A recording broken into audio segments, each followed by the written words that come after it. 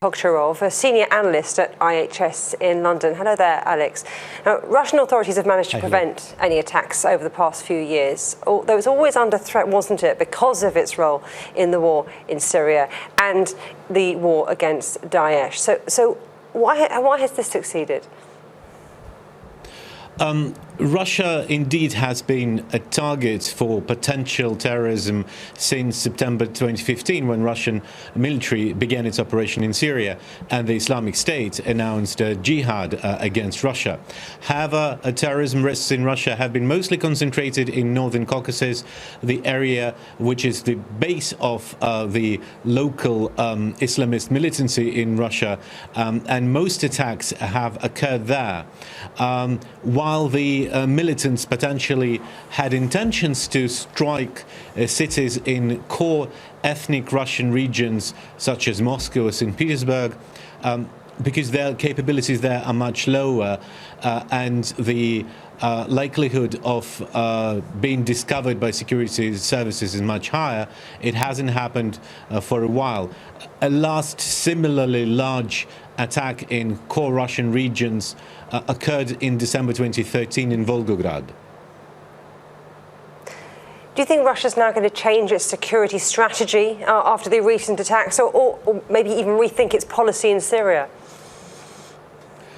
Probably that is unlikely, because if you remember, almost immediately after the start of the Russian operation in Syria, there was the incident of downing a Russian Metrojet airliner over Sinai in Egypt. And that airliner was carrying tourists from Sharm el-Sheikh to Pulkovo Airport in St. Petersburg. And it did not stop Russia from its campaign, and therefore this attack is unlikely to do so. However, an interesting repercussion of this will be that the Russian government is likely to use this attack as a pretext to crack down on completely unrelated protests, anti-government protests by the opposition. There have been some large protests at the end of March across the country, and already today we have heard a statement by one of Russian members of parliament calling for his constituents not to attend any opposition rallies because they would present risk of potential terrorist attacks. So you don't think it's going to have an impact on Russia's foreign policy, but maybe domestically it could do, I suppose, especially with the elections coming up? Domestically, yes, we can see allocation of additional funds to security services, and also potentially some extra powers given to security services. While saying that, we have to remember that Russian security services have very significant powers, including on gathering intelligence, including on access to information exchanged over social media, access to telephone calls, and so on and so forth. Their powers are much higher than those in many Western countries.